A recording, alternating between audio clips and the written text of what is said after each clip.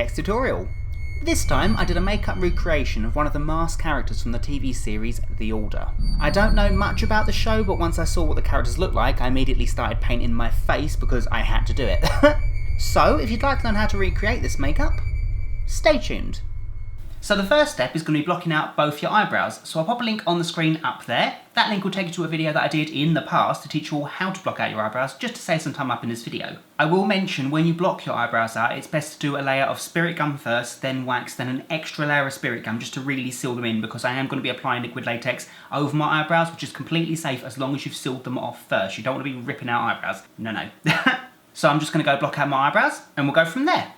So now my eyebrows are nicely blocked out and covered, I can take some liquid latex and a sponge and I can start applying that to my face. So I'm going to switch over to a voiceover now because I am going to be covering my mouth as well. To be honest, that could be optional for this look, but I think it'll be more effective if the mouth looks a little bit more fused together, but that's completely up to you. So, taking the liquid latex on the end of a sponge, I'm going to dab that all over my face, not needing to go on my ears or my neck. Make sure obviously not to go onto your eyelids or too close to your eye, we don't need to worry about that. I am going to go over my eyebrows, but as I said, I blocked them out 3 times to make it extra safe. So I'm going to do that for about 3 coats, letting it dry in between, and then we can go from there.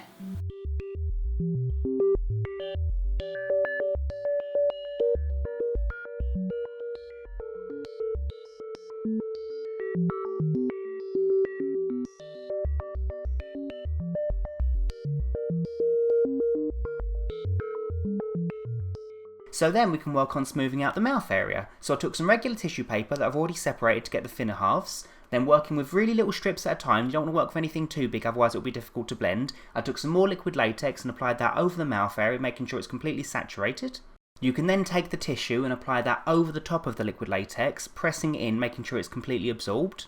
Then you can take some more liquid latex on the sponge and apply that over the tissue. Once you've done that, you can gently remove away any excess tissue on the sides.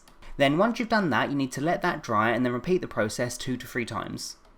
Then, once everything's nice and dry, we can start working on the eyes. So for this, I'm taking some regular masking tape, making sure to work in strips that are no longer from the top of your eyebrow to your cheekbone. And you're going to want to apply the tape either side of your eye, making sure the middle is completely unobstructed. That way only your peripheral vision is affected.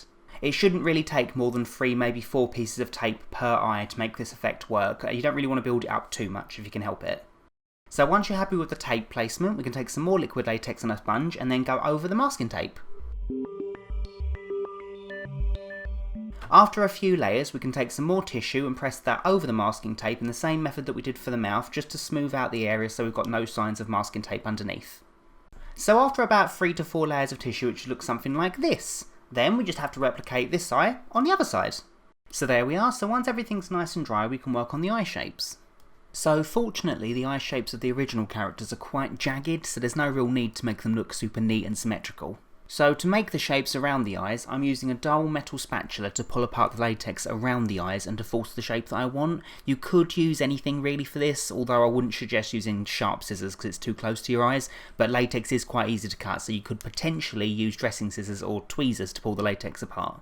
Then I'm going to add a third line going down the face using the same techniques as before. This line is kind of optional, but I think it looks better, plus some of the characters do have 3 lines. So there we are. So as you can see, the design I went for is very asymmetrical. I just think it looks a little bit more interesting this way and a lot more eerie. So then we can start working on the foundation. So I'm going to be using a Superstar White watercolor. I'm going to apply that all over my face, but not my neck and not my ears.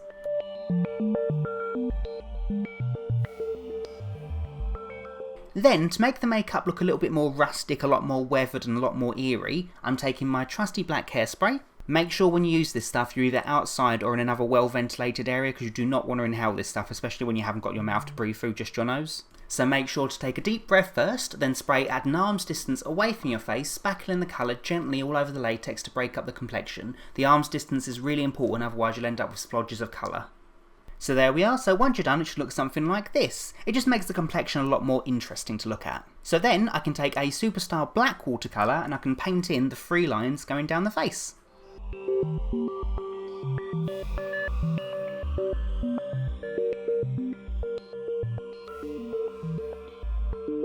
Then, taking a small amount of the black watercolour again, barely any at all, I'm going to apply that onto the top of my, I suppose, fake lip now, and I'm just going to blend that colour away. I don't really want it to be kind of a lipstick, it's more of like a lip stain. We just want there to be a shadow there, because otherwise we would have just covered the mouth completely.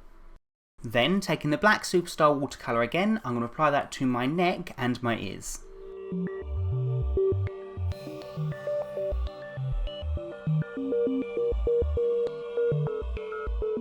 So there we are. As you can see, I did go along my hairline with some more black hairspray just because I don't want there to be any hints of blue coming through. I think it might detract from the character. Then the last step is completely optional, I just think it will make it a little bit more interesting to look at. I took the white Superstar watercolour again and I used a really sharp angle brush and scored down around my mouth. It just makes the mouth look a little bit more tied together, almost like it's been sewn together. So then, all that's left for me to do is pop in some contact lenses, pop on a costume, and I do believe I'm done. And there we go, that's my look officially complete. So I'll finish the look off by popping in 2 Sclera contact lenses that I got from Sclera XL. I'll pop that link in the description bar below.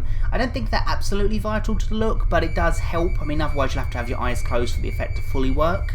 For my hands, I popped on some black leather gloves. And for the costume, I popped on this awesome hooded cloak that I got from buycostumes.com, which again, I'll pop that link in the description bar below. And yeah, so that's my tutorial. I really hope you all enjoyed it. It's a super simple makeup, but hopefully you find it effective enough. I tried not to deviate from the original design too much, so I hope this is okay. And yeah, so thanks everyone so much for watching. If you like this video, you know what to do. Like, comment, subscribe and all that jazz. And yeah, so until next time, bye fluffies!